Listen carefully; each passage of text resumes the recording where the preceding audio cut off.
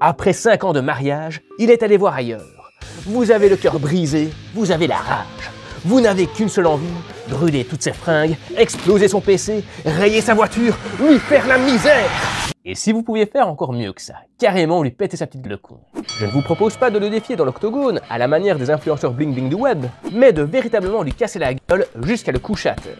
Bon, c'est vrai, dit comme ça paraît un peu extrême, et pas sûr que la justice vous laisse faire. Vous auriez plutôt toutes les chances de vous retrouver en prison à ramasser des savonnettes à l'heure de la douche. Donc, la solution se trouve quelques siècles en arrière dans l'Allemagne médiévale du XVe siècle, où, selon les écrits, le divorce se réglait par le duel à mort. Là, ça devient intéressant. Imaginez, vous avez enfin la possibilité de lui régler son compte. Mais attention, il y a des règles. Selon le manuel de combat, Fechtbuch, rédigé par le maître d'armes Hans Stahlhofer, vous avez le droit d'avoir une fronde de 4 à 5 pounds, ou 1 à 2 kilos, pour vous défendre et votre mari, ce traître perfide qui a osé vous tromper. Une masse de la même longueur que votre fronde. Alors, je parle de fronde, mais en vrai, il s'agit d'un linge qui entoure une grosse pierre, le genre de truc bien vénère.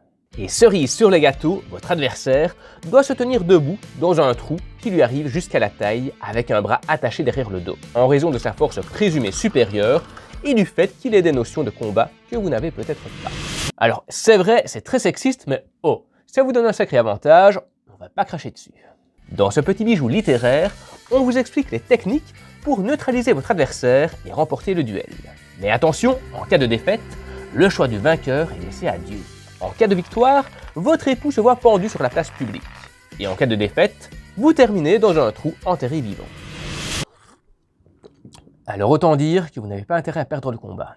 Enfin, pas de panique, si vraiment vous avez peur de ramasser la raclée de votre vie, vous pouvez toujours faire appel à un champion pour défendre votre honneur, en espérant que vous serez capable de payer ses services. Ou qu'il soit épris d'amour pour vous et prêt à se sacrifier.